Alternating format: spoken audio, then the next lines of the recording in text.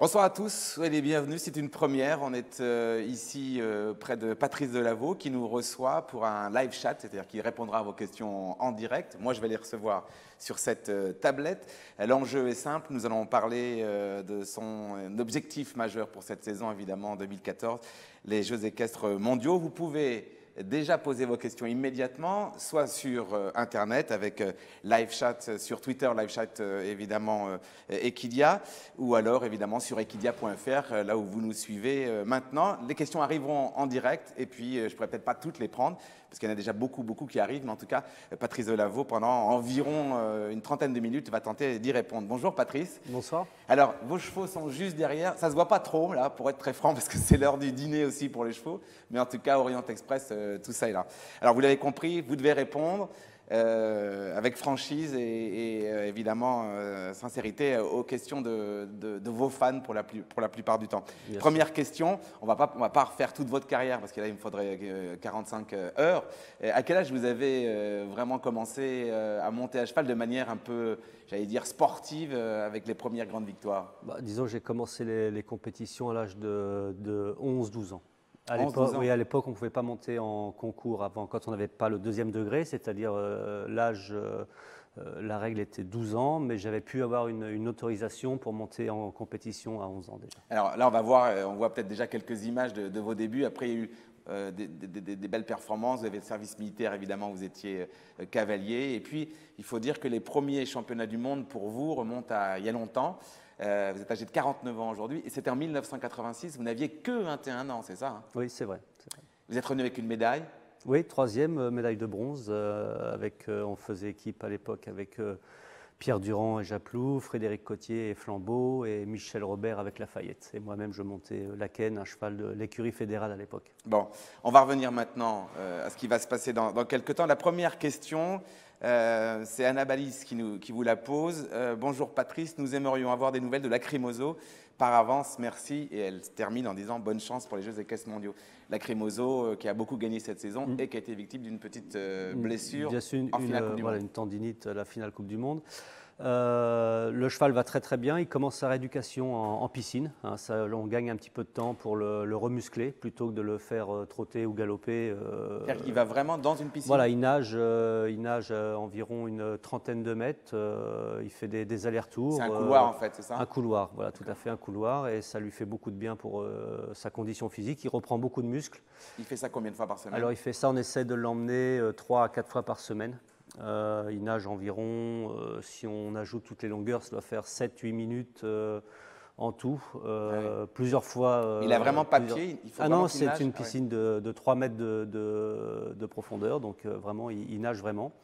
Et ça l'aide beaucoup à reprendre un petit peu de musculation sans lui faire mal sur les jambes. Et je pense qu'il devrait reprendre la compétition vers le mois de... Peut-être octobre, si tout va bien. D'accord, à l'automne. À l'automne, voilà. Bon, on prendra peut-être le circuit Coupe du Monde directement. Voilà. On verra ça. On revient sur, évidemment, les championnats du monde, parce que c'est vraiment ce qui nous intéresse aujourd'hui. Vous le savez, Patrice, les Jeux équestres mondiaux, ça commence le 23 août. Tout sera en intégralité, évidemment, sur Equidia Live. Ce sera aussi sur les tablettes. Enfin, donc, pour les gens, ils ne nous prendront absolument rien. Du coup, il reste Carigno, les Talons, et Orient Express. Lequel de ces deux chevaux partira en Normandie 2014 aux Jeux équestres mondiaux? Je l'espère Orient qui est programmé depuis très longtemps pour cet événement.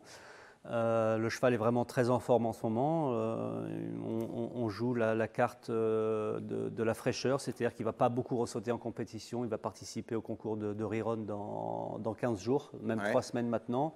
Et après, ce sera sa dernière compétition. Donc, en espérant que tout aille bien jusque-là. Donc, qu'est-ce qu'il a de plus parce que ça, c'était une question d'une jeune femme qui vous l'a demandé, mais qu'est-ce qu'il a de plus, justement, Orient Express, que Carigno pour faire les Jeux équestres mondiaux?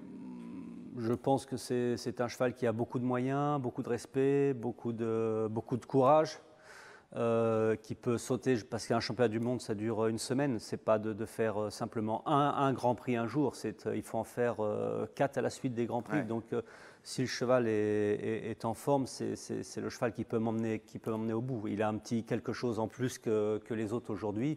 C'est son petit coup de génie. C'est un crack, quoi. C'est le vrai crack. Une autre question, cette fois de Chloé Guin. Ça, c'est une question Twitter. LiveChat Equidia, quels sont vos objectifs par équipe et en individuel pour les Jeux équestres mondiaux? Alors je pense qu'il faut déjà viser le titre par équipe, au moins d'essayer d'avoir une médaille par équipe, parce que c'est quand même là où, je veux dire, c'est pas le plus facile, mais on est 4, on peut se serrer les coudes. Voilà. Après, si on fait quelque chose de vraiment très très bien par équipe, on peut penser à l'individuel après. Mais de toute façon, je pense que aussi on a un esprit d'équipe énormément, et ça va être en premier l'équipe. Une fois qu'on aura fini l'équipe, on va se programmer pour l'individuel. Deux questions qui sont presque la même. Hein. Julie et Maude Gratte vous posent cette question. Là encore, Twitter ou alors sur equidia.fr. Quel cavalier admirez-vous le plus à votre niveau? Quel est le cavalier qui vous fait le plus peur et quel est le cheval le plus impressionnant pour ces Jeux équestres mondiaux? Alors, bien sûr, il y a les deux jeunes Anglais qui sont vraiment très en forme en ce moment, qui sont Ben Mayer et Scott Brash, qui gagnent vraiment qui gagnent tout en ce moment. Le cheval de Marcus Henning est vraiment en super forme aussi en ce moment, très régulier. Voilà, mais il y en a aussi plein d'autres. Un type comme Ludger Berbaum est toujours là à ses rendez-vous, il est toujours là. Steve Dicarda avec Nino qui va être aussi encore très, très dangereux. Big Star que l'on n'a pas trop vu encore cette année, qui reste un petit peu caché, mais Nick est un très grand préparateur avec énormément de métiers, beaucoup d'expérience. Il va arriver près le jour J. Mais, les Anglais quand même vous font plus Les peur, Anglais de façon par équipe aujourd'hui, ils nous paraissent imbattables. Bien sûr aussi les Allemands qui sont toujours extrêmement dangereux. Mais il y a aussi à ce niveau-là tellement de très grands cavaliers. C'est vrai que les Anglais sont champions olympiques par équipe, oui, et numéro 1, numéro 2 voilà. sur la ranking list. Hein. Non, il va y avoir il y a beaucoup de très bons chevaux, très en forme, beaucoup de très bons cavaliers, donc ça va être une compétition très difficile. Une autre question, pas par equidia.fr, mais encore une fois sur Twitter, de Léa Esmer. L'équipe semble beaucoup plus soudée depuis quelques temps. Est-ce grâce à Philippe Garda? Qu'est-ce que vous en pensez? Est-ce qu'il apporte vraiment quelque chose ou est-ce que c'était pareil avant? Non, c'est vrai que Philippe Garda s'emploie beaucoup à créer un esprit d'équipe que l'on avait un petit peu perdu, c'est vrai, ces dernières années en France. Je pense que l'échec, si je peux dire ça, l'échec de Londres a apporté aussi un peu d'expérience à ces cavaliers qui sont très talentueux, mais qui manquaient un peu d'expérience à ce niveau-là. Donc voilà, je pense que ça a apporté beaucoup. Continuez, hein, parce qu'il y a beaucoup de questions qui arrivent. Faites ça sur equidia.fr ou sur Twitter avec live chat Equidia. On est en direct, donc vous voyez, Patrice Delaveau, numéro 6 mondial, pour l'instant continue. Ça va vite, hein, il y a un paquet de questions, je vous l'avais dit, hein, Patrice. Une autre question maintenant de Chacha Roy. Là encore sur Twitter, appréciez-vous le système de changement de chevaux dans la finale à 4 des Jeux équestres mondiaux? La finale à 4, est-elle une bonne chose ou pas? Oui, c'est une question qui revient beaucoup ces derniers temps. Il y a beaucoup d'avis différents. Pour ma part, c'est vrai que j'aime beaucoup cette épreuve. J'ai toujours aimé ça, j'en ai fait déjà plusieurs. C'est vrai qu'elle tombe mal après une semaine de compétition comme un championnat du monde qui est vraiment une compétition difficile pour les chevaux. De leur remettre encore cette épreuve-là le dernier jour. Pour eux, pour les chevaux, c'est vraiment très difficile. Et je trouve que ces derniers championnats du monde, les chevaux qui ont participé à cette épreuve, on a eu un petit peu de mal à les retrouver après. Ça leur tire vraiment énormément dessus. Maintenant, les championnats du monde existent depuis une centaine d'années. Ça a toujours été comme ça. On ne va pas changer le règlement aujourd'hui. Ouais. Mais c'est vrai que pour les chevaux, c'est très dur. Ça pénalise le cavalier qui a un très bon cheval, en revanche, parce que du coup, c'est plus facile de monter un cheval très classique que de monter un cheval atypique. Oui, bien sûr. Mais bon, à ce niveau-là, en général, les cavaliers qui arrivent en finale sont quand même de très, très bons cavaliers qui ont quand même l'habitude de sauter, de faire de compétition avec beaucoup de chevaux différents. Donc, normalement, ça ne pose pas beaucoup de problèmes aux cavaliers. Patrice, une autre question, toujours sur Twitter, live chat Equidia, c'est Léa de la Marche qui vous la pose. Avez-vous un rituel avant de rentrer en piste? Non, pas vraiment. Même pas pour un championnat du monde? Vous savez, des championnats du monde, on en fait un tous les 4 ans. Ce sera le 3e pour vous. Hein. Il y a eu 1986, 3e, 2010, vice-champion du monde d'ailleurs, avec Katina Bay et là. Non, je pense que oui, le rituel, c'est d'être concentré un maximum, mais je n'ai pas de petits gestes précis comme on peut voir sur un Vous n'êtes pas tennisman. superstitieux du tout. J'essaie de pas l'être, j'essaie vraiment de pas l'être parce que je pense que pour un sportif, c'est vraiment pas bon. Donc Ouais. dès que je sens que je fais des choses un petit peu régulièrement, j'essaie de changer un petit peu ma façon de faire. Sur equilia.fr, Clémentine vous demande, et vous dit d'abord bonjour, outre la préparation des chevaux pour une compétition telle que les JEM, avez-vous pour vous un même programme de préparation particulier, physique ou mental? Alors jusqu'à maintenant, non, aucune préparation ni mentale ni physique. Par contre, depuis peu de temps maintenant, mais je commence à faire de la gymnastique avec un prof. Ah ouais? J'essaie de faire une fois par semaine parce que j'ai quand même aujourd'hui 49 ans et que je pense que Ça rouille un peu? Oui, ça rouille un petit peu. C'est important quand même de faire un petit peu attention. Donc ça fait un mois seulement que je prends un petit peu des cours pas de musculation, mais beaucoup d'étirements, d'assouplissement et un petit peu d'abdominaux. Et pas de sophrologie pour le mental? Non, de pas. psychologue? J'ai essayé. Non, c'est vrai, j'ai essayé une fois ou deux, mais franchement, ça m'a rien apporté. J'ai toujours fait sans, donc c'est un petit peu. C'est pas aujourd'hui à 49 ans que je vais me mettre à faire ce genre de choses, mais je sais qu'il y a beaucoup de cavaliers qui le font. Marie-C reste un peu sur cette thématique, ou presque, sur equilia.fr. Elle vous demande quel est votre hobby hors du monde du cheval. Est-ce que vous avez une passion hors le fait d'être cavalier de saut d'obstacle? Alors malheureusement, non, pas beaucoup, parce que ce métier, ça prend énormément de temps. C'est vrai qu'on se lève le matin, on pense cheval, et on se couche le soir en pensant cheval. Donc j'ai pas beaucoup de hobbies. J'essaie de temps en temps d'essayer de faire un petit peu autre chose, mais c'est le temps qui nous manque. C'est le temps qui nous manque. Ouais. Et dès que on a un petit peu de temps, je fais souvent des choses, mais en rapport avec les chevaux. Ouais. Je sais que vous aimez quand même beaucoup le trot notamment. Oui, le trot, mais ça reste vraiment dans les chevaux. C'est vrai cheval. Que le soir, quand j'ai un petit peu de temps devant la télévision, je me mets vite devant Equidia et je regarde un peu les résultats des courses et tous les résumés. J'adore ça. Il y a une autre question qui vient d'equilia.fr.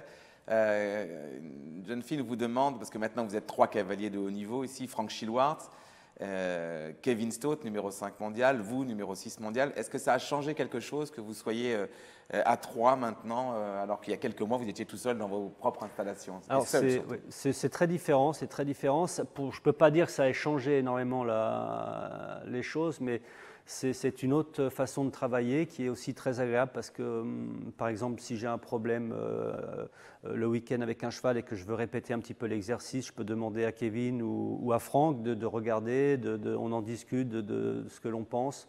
On peut aussi se mettre aussi beaucoup de parcours tous les 3 ensemble sur la carrière avec des avis différents. Et c'est vraiment très agréable. C'est vraiment très agréable. On vient sur la thématique des championnats du monde. Sur equilia.fr, Dominéo vous demande, Philippe Garda vous a-t-il fait part de sa composition d'équipe? Il ne va pas la dire à la presse et au public, mais est-ce que vous, les sportifs, vous savez déjà si vous êtes, sauf blessure, certain d'y aller? Oui, c'est sûr que si les championnats du monde ont lieu dans une semaine, Orient fait partie des meilleurs chevaux français. Donc, bien sûr, je me doute que je vais être sélectionné. Oui. Et vous savez quels sont les autres cavaliers? Oui, sur 6 chevaux, sur 6 couples, je sais qui va y participer. Bien sûr, mais vous ne voulez pas nous le dire? Non, tant que la sélection, tant que Philippe Garda n'a pas donné sa sélection, c'est pas à moi de la donner. En effet. Alors, je découvre les questions en même temps que vous. Une question de Théo. Pour vous, quel cavalier est le plus apte à gagner l'épreuve individuelle de saut d'obstacle? Et il vous dit aussi bonne chance pour les Jeux équestres mondiaux. Ça revient un petit peu aux cavaliers favoris. Des cavaliers français ou des cavaliers de tous on va dire français, par exemple, pour Théo. Français, je pense que, comme je connais admettons, si c'est Bosti qui fait partie de l'équipe et qu'il est en finale, il a une très bonne chance aussi parce que c'est un cavalier qui s'adapte très rapidement à tous les chevaux. Mais quand on voit Pénélope elle peut monter aussi n'importe quel cheval et Kevin qui monte aussi beaucoup de chevaux, je pense que on a quand même le plus dur quand même c'est d'arriver dans cette finale individuelle. Mais je pense que dans tous les cavaliers qui sont susceptibles d'être sélectionnés pour les championnats du monde, je pense qu'ils sont tout à fait capables de bien réussir avec les chevaux. Par définition, il n'y a pas beaucoup de losers. Hein. Non, il y a que des grands champions. Alors ça c'est une autre question, mais je vous la pose quand même, de Pacolino Tam, equilia.fr. Bonjour Patrice, Voici ma question. Quel est le cheval qui vous a le plus marqué dans votre vie? Pourquoi? J'ai eu beaucoup de bons chevaux. Je pense qu'aujourd'hui, c'est difficile de dire un tel ou un tel, c'est le meilleur, mais je pense que la jument qui m'a beaucoup marqué ces derniers temps, c'est Kachina, quand même, qui était Kachinamai, on a fait les championnats du monde de Lexington avec il y a 4 ans, qui était une jument fantastique, avec beaucoup de respect, beaucoup d'intelligence de saut. Maintenant, aujourd'hui, j'ai Orient qui est aussi dans son genre assez exceptionnel. Mais bon, quand on parle aussi des chevaux comme Lacrymoso ou Carigno, qui sont aussi des chevaux fantastiques. Mais bien avant, j'ai aussi Vicomte du Ménil, qui était un cheval extraordinaire. Voilà, Kuntivor, Roxane de Gruchy, qui m'a emmené aux Jeux Olympiques aussi en Amérique. Donc j'ai quand même eu énormément de bons chevaux. Carrière longue, il faut dire. Voilà. Quels sont, alors pour en revenir aux Jeux équestres mondiaux, ce qui nous intéresse, je vous rappelle que ce sera évidemment tout en direct sur l'antenne d'Equidia Live, du premier jour au dernier, toutes les disciplines, vous n'allez rien louper. Dans quel état de forme se trouve Orient en ce moment en vue des Jeux équestres mondiaux? Est-ce que, ça c'est Solène qui vous pose cette question, est-ce que si les Jeux c'était dans une semaine, est-ce qu'il serait assez prêt? Vous avez encore besoin des semaines qui durent? Alors franchement, c'est drôle parce que j'en discutais aujourd'hui. J'aimerais bien que les championnats du monde aient lieu là très vite, parce que je sens le cheval qui est vraiment en pleine forme. Depuis sa victoire à Rotterdam, le cheval a pris vraiment confiance en lui et est vraiment en pleine forme. Il a refait il y a 10 jours le Grand Prix à Paris où il sautait fantastique, où j'ai très mal monté un obstacle, j'ai fait une faute qui était complètement pour moi. Et depuis qu'il est rentré, je le sens vraiment en top forme. Il faudrait vraiment que les championnats du monde aient lieu la semaine prochaine. Malheureusement, il faut encore le tenir dans cette forme pendant 1 mois et demi. Mais bon, ce n'est pas une chose non plus impossible. Et je pense qu'il arrive vraiment là en ce moment au mieux de sa forme. On est à mi-parcours de ce direct sur equidia.fr. Les questions, vous pouvez encore nous les poser via Twitter ou via évidemment le site equidia.fr. On continue avec la thématique des Jeux équestres mondiaux et surtout d'Orient, parce qu'évidemment c'est un peu le chouchou Orient Express HDC du public. Quels sont les défauts et les qualités d'Orient Express, vous demande MyWayne sur equidia.fr. Alors les défauts, c'est aussi une qualité, parce que en fait, la semaine, c'est un cheval qui est pas très facile à travailler parce qu'il est assez feignant, assez froid. Il ne veut pas trop le boulot, l'ennuie un petit peu. Par contre, dès qu'il arrive en piste, il peut en faire des fois un tout petit peu trop. C'est paradoxal, il peut s'énerver un petit peu, essayer de se donner un petit peu de trop. Donc, j'ai eu beaucoup de mal au début à bien le comprendre. Maintenant, je pense que je le connais parfaitement. Je ne m'inquiète pas quand la semaine, il veut, entre guillemets, qu'il ne veut rien foutre. Ça ne m'inquiète pas trop. Mais voilà, par contre, le premier jour peut être un tout petit peu délicat au concours. Il devient peureux, il devient stressé, et il faut faire vraiment très attention avec ça. Et le premier jour, ce sera le 2 septembre, ce sera l'épreuve de chasse, donc en plus ça va compliquer un peu tout ça. Oui, mais avant l'épreuve de chasse, on aura un warm-up, donc ce sera pour lui Mais bon, aujourd'hui, il est tout à fait capable de gagner aussi le premier jour, parce que aussi je le connais, mais bon, voilà, il faut bien le connaître, il faut que je fasse très attention à ça. Vous êtes normand d'origine? Non, pas du tout. Je suis né à Rambouillet. Ah ouais. Bon, en tout cas, les Jeux mondiaux, ça se passe en France. Gabité vous dit bonjour et bravo pour vos résultats. Les Jeux équestres se dérouleront en France. Est-ce que là, ça va changer votre façon d'aborder l'événement? Est-ce qu'il y a plus de pression ou pas? Oui, je pense que ça fait déjà 6 mois maintenant qu'il y a énormément de pression autour de cet événement. Surtout pour nous, cavaliers normands. Moi, en Normandie, j'ai fait mes premiers concours en Normandie. Je me rappelle avoir fait des championnats de France, des championnats de Normandie cadets à Caen. Donc, c'est vraiment un endroit que je connais très bien. Je connais tout le monde dans cette région, tout le monde me connaît. Donc, évidemment, ça met un petit peu plus de pression.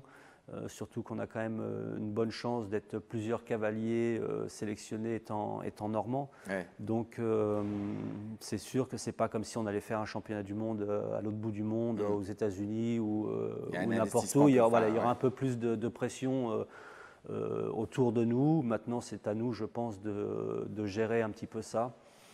C'est sûr que je préfère faire ces championnats du monde aujourd'hui avec l'expérience que j'ai plutôt que quand j'avais 20 ou 30 ans. Je pense que, et en plus, Philippe Gerda, je pense, va faire très attention à ça, de nous protéger un petit peu, d'essayer de faire bien la part des choses avec ça. C'est vos 3e Jeux équestres mondiaux dans quelques jours. Hein, ça commence dans 38 jours exactement.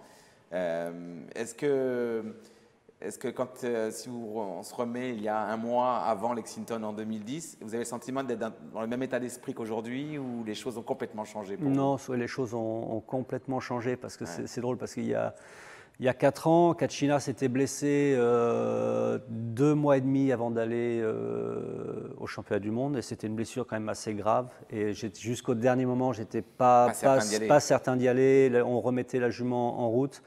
Je savais qu'à l'époque, l'entraîneur était Henk Noren et Laurent Elias comptait énormément sur moi et la jument, mais franchement, au fond de moi, j'étais pas vraiment sûr. Les résultats n'étaient pas super bons. Et bon, ça s'était bien fini parce qu'on avait été médaille d'argent par équipe. Mais je n'étais pas du tout dans le même état d'esprit que je suis aujourd'hui. Ouais. Alors, je le disais, c'est en Normandie, tout le monde le sait. Comment vous gérez, ça c'est Marissé qui nous le demande sur Quilia.fr, comment gérez-vous le rapport aux médias et l'envie de communiquer sur les Jeux équestres en Normandie tout en restant concentré sur les performances et les objectifs sportifs? Parce que ça se rapproche, ça se sent… Oui, bon, disons qu'aujourd'hui, j'accepte un petit peu toutes les interviews, toutes les demandes que j'ai sans problème, parce que bon, c'est quand même aussi important pour notre sport. Il faut quand même bien accepter tout ce genre de situation. Il faut faire évoluer aussi notre sport, mais c'est sûr que je pense que 8-10 jours avant, on va fermer un petit peu les portes parce que, pour bien se concentrer et pas justement trop se mettre de pression.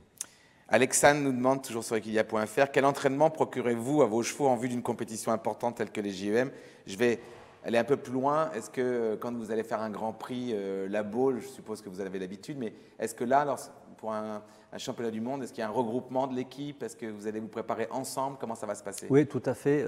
Après, donc, quand la sélection va tomber d'ici, je ne sais pas, 8-10 jours, on va refaire un dernier concours qui va être à Riron avec les chevaux qui sont sélectionnés pour le championnat du monde, en faisant un concours pour bien travailler les chevaux, pas pour gagner absolument, pour bien les faire travailler bien relâchés et avec des chevaux très en confiance. Et après ce concours-là, on va rentrer aux écuries pendant 8 jours, en faisant décompresser un petit peu les 15 jours même, en faisant décompresser un peu les chevaux. Et après ça, pendant 8 à 10 jours, on va se rassembler dans une écurie tous les 5 et travailler comme on fait avant chaque événement. C'est important d'avoir cette cohésion de groupe. Oui, c'est très important. Ça peut se travailler, ça? Oui, d'ailleurs, on travaille tous ensemble. Et on peut aussi, déjà avec Philippe, parler un petit peu technique et dans quel état d'esprit on va aborder ces championnats. S'il y a des cavaliers qui ont des problèmes, on peut en parler aussi avec d'autres pour des points techniques. Et aussi, c'est très important de recréer un petit peu un esprit d'équipe. D'ailleurs, Philippe Gerda apporte beaucoup d'importance à ce genre de rassemblement. Une autre question, on approche de la fin, il reste 6-7 minutes sur ce direct, c'est une première. Live chat avec une star du jumping. Là, aujourd'hui, c'est le numéro 6 mondial, Patrice Delaveau, qui nous reçoit dans ses écuries. À quelques mètres d'ici, il y aura évidemment, tout au bout, il y a Orient Express qui est en train de dîner, bien au calme. Et justement, Fanny, sur Equidia.fr, vous demande comment avez-vous connu Orient? J'adore ce cheval, il est magnifique. Hâte de vous voir tous les deux aux Jeux équestres mondiaux. On croise les doigts, évidemment. Comment s'est fait la première rencontre? La première fois que je l'ai vu, c'était un concours en Normandie, concours de Cabourg. Il avait 5 ans. Et je regardais, j'étais là par hasard, parce que je montais pas de jeunes chevaux ce jour-là, je ne sais plus pourquoi j'étais là. Et j'étais sur le bord de la piste et je vois André Chenu, que je connais très bien, et qui me dit « Tiens, regarde ce cheval, il saute, c'est un crack, il saute fantastique, il s'appelle Orient Express. » Et je le regarde sauter. Il avait quel âge, pardon? 5 ans. 5 ans. Et en fait, il avait fait un très bon parcours. Et comme j'avais eu déjà un très bon cheval à l'époque qui s'appelait Orient de Frébourg, j'ai dit Orient Express, mais ce cheval est pour moi. Mais à l'époque, il avait que 5 ans et moi, quand je l'ai monté pour la première fois, il avait 8 ans. Donc il s'est passé 3 ans sans qu'il se passe quoi que ce soit. Et un jour, il est arrivé dans mes écuries. Et quand vous êtes monté dessus, tout de suite, vous avez senti qu'il y avait autre chose, c'était un cheval Oui, absolument déjà exceptionnel. je l'avais vu à 5 ans, 6 ans, 7 ans, j'avais vu aussi à 8 Est-ce qu'en ans. marchant comme ça, au pas, au trot, on se rend compte du moteur et de la puissance du cheval? Bien sûr, et déjà au pas, on peut sentir. Alors, on peut sentir aussi beaucoup de choses au pas, mais on peut aussi, un cheval qui marche très très mal, il peut être aussi un crack sur l'obstacle. Mais déjà, bon, un cheval comme Orient, quand on monte dessus, on sent de toute façon on sent déjà toute une puissance sous la selle. Il y aura une différence, c'est une question intéressante que nous pose Romane Hugues sur Twitter, Live Chat Equidia, puisqu'elle dit: qu'est-ce que cela va vous faire de voir qu'énormément de fans vous suivent et vous soutiennent en vue de ces Jeux équestres mondiaux? Bon, c'est très agréable pour moi. Je sens déjà qu'il y a aussi beaucoup de monde derrière toute l'équipe de France. Et je pense que c'est aussi très, très important pour nous soutenir. Et... Là, depuis quelques mois en plus, il y a toute une génération qui vous retrouve et qui aujourd'hui sont fans de vous. Parce que c'est vrai que vous avez gagné avec insolence beaucoup de 5 étoiles. Donc il y a un nouveau public, il y a de nouveaux fans qui arrivent. Hein. Oui, c'est vrai que depuis c'est assez récent, depuis 1 an ou 2, on sent qu'il y a beaucoup plus de fans qu'il y avait avant. C'est vrai que c'est très bien pour notre sport et ça fait aussi avancer notre sport. Mars, c'est le pseudonyme de la personne qui vous pose une question maintenant sur equidia.fr. Pas de décalage horaire, hein, contrairement à Lexington il y a 4 ans, à gérer pour les chevaux en vue des Jeux équestres. C'est un avantage par rapport aux autres cavaliers qui vont venir eux de loin, du Mexique, des États-Unis. Non, etc. pas du tout, parce que les chevaux ont l'habitude les chevaux qui participent à ce genre de compétition ont l'habitude de voyager, et en plus ils vont arriver 8 à 15 jours avant, donc certains sont déjà là d'ailleurs. Voilà, il n'y aura aucun problème avec le décalage horaire. Dernière question peut-être, on en a plein, mais là il faut qu'on s'arrête bientôt. Alexandra qui nous met sur equidia.fr, ça je l'ai déjà dit, donc elle n'est pas bonne, quel est le caméléon qui vous fait rêver?